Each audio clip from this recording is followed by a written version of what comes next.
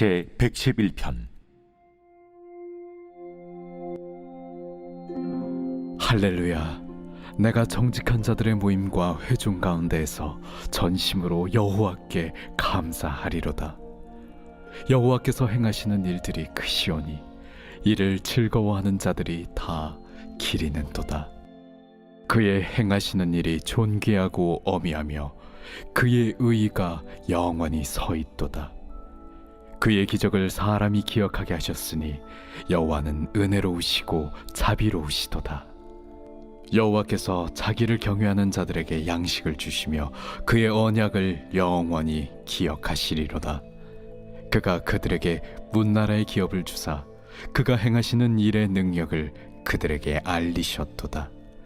그의 손이 하는 일은 진실과 정의이며 그의 법도는 다 확실하니 영원 무궁토록 정하신 바요 진실과 정의로 행하신 바로다. 여호와께서 그의 백성을 속량하시며 그의 언약을 영원히 세우셨으니 그의 이름이 거룩하고 지존하시도다. 여호와를 경외함이 지혜의 근본이라. 그의 계명을 지키는 자는 다 훌륭한 지각을 가진 자이니 여호와를 찬양함이 영원히 계속되리로다. 시편 111편은 찬양시로서 111편부터 113편까지는 모두 할렐루야로 시가 시작되고 있습니다. 특히 이 시는 히브리어 알파벳 22개를 각 행의 첫 자음으로 사용하였기에 알파벳 시라고 불리기도 합니다. 1절은 예배의 자리에서 주님께 감사하며 찬양하겠다는 시인의 다짐이 들어가 있습니다. 하나님께 예배하는 자들은 정직한 사람들입니다. 하나님 앞에 그 무엇도 감추거나 속이지 않고 정직하게 나아가는 자들의 예배를 하나님은 받으십니다. 그 예배자들이 하나님께 드릴 수 있는 단 한 가지 마음은 바로 진실성입니다. 전심으로 라는 단어의 뜻은 예배자가 온 몸과 마음을 다해 하나님께 진실하게 올려드리고 그분께만 집중하여 나아가는 모습을 뜻합니다. 우리도 이렇게 진심으로 주님 앞에 나아가길 소망해 봅니다. 2절부터 4절까지는 그동안 하나님께서 행하신 일을 기억하며 그분을 찬양하고 있습니다. 2절에서 여호와께서 행하신 일들은 하나님의 창조와 역사 속에서 이루어진 구원의 행위를 가리키는 것으로 보입니다. 또한 하나님은 과거, 현재, 미래의 시간, 개념 그 너머에 계시기에 과거의 사건도 지금 우리의 사건이 되며 미래의 약속도 반드시 이루어질 것이기에 현재 우리도 함께 기뻐할 수 있습니다. 또한 하나님이 하신 일이 얼마나 크고 깊고 위대한지를 우리는 그분의 말씀을 통해 배우면서 점점 그분을 더욱더 알아가게 됩니다. 그래서 2절의 기리도다라는 단어는 찾다, 공부하다라는 뜻을 가지고 있습니다. 이것은 우리가 매주 비슷한 주제를 가지고 예배를 드리고 평생 성경을 읽고 공부하는 것과 깊게 연관되어 있습니다.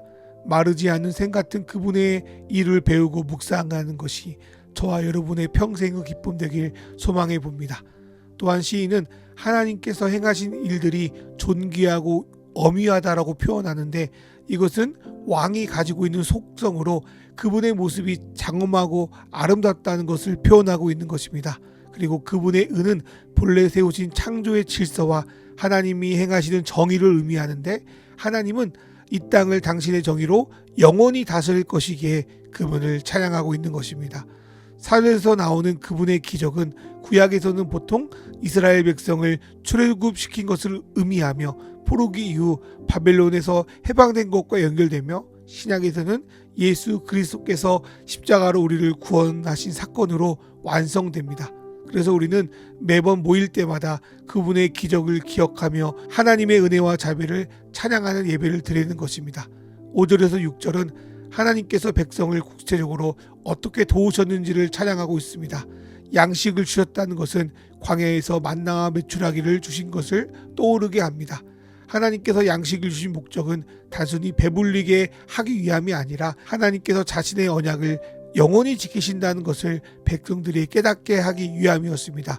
이것은 예수님께서 오병이어를 베푸신 것이 단순히 백성의 배를 불리기 위함이 아니라 예수 그리스도 자신이 생명의 떡임을 깨닫게 해주기 위한 것과 연결됩니다. 6절에서 주신다고 하시는 기업은 하나님께서 이스라엘 백성에게 가나안 땅을 주신 것을 가리키는 것으로 보입니다. 하나님은 이스라엘 백성에게 기업을 주시는 것을 통하여 그분의 능력이 무엇인지 백성에게 가르쳐 주셨습니다. 하나님께서 저와 여러분에게도 약속하신 기업을 주시기를 소망해 봅니다.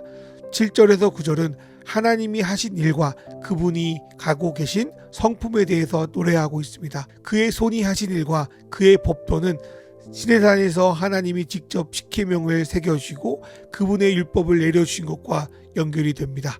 하나님은 이스라엘 백성을 구원하시고 이스라엘 백성은 시내산에서 자신들이 하나님 백성이 되겠다는 언약을 맺습니다. 그 후에 하나님은 이스라엘에게 십계명을 포함한 율법을 주셔서 하나님 나라 백성의 새로운 삶의 방식에 대해서 말씀해 주셨습니다. 그리고 하나님은 자신이 하신 약속을 영원히 변치 않고 공평하고 믿음직하게 이루겠다고 약속하셨습니다. 이것은 인간이 자주 변하고 불의하게 행하고 상황에 따라 나약해지는 것과 대비되는 하나님의 성품을 가리킵니다. 자신의 백성을 속량하시며 자기의 언약을 영원히 세우시며 행하시는 그분을 알면 알수록 우리는 하나님의 이름을 거룩하고 지존하다 높이며 찬양할 수밖에 없습니다. 10절의 말씀은 잠언을 떠오르게 합니다. 여기서 여호와를 경외한다는 것은 앞선 9절에서 그분의 이름이 거룩하고 지존하시겠다는 것을 받아서 표현한 것으로 보입니다. 세상은 자기의 이름을 높이고 드러내는 것이 지혜라고 말하지만 신앙인은 하나님의 이름을 높이고 그분을 섬기는 것이 지혜의 근본이라고 말씀합니다. 세상은 자신의 유익을 위해 살아가는 자가 똑똑하다고 하지만 성경은 하나님의 계명을 지키는 자가 진정 훌륭한 지각을 가진 자라 표현합니다. 이렇게 하나님을 알고 그분을 경외하는 게 가장 중요한 지혜이자 행복임을 알고 그분을 찬양하고 높이는 저와 여러분의 하루 되기를 주님의 이름으로 축원합니다. 시간 오늘 주신 말씀 생각하며 기도로 나아가겠습니다.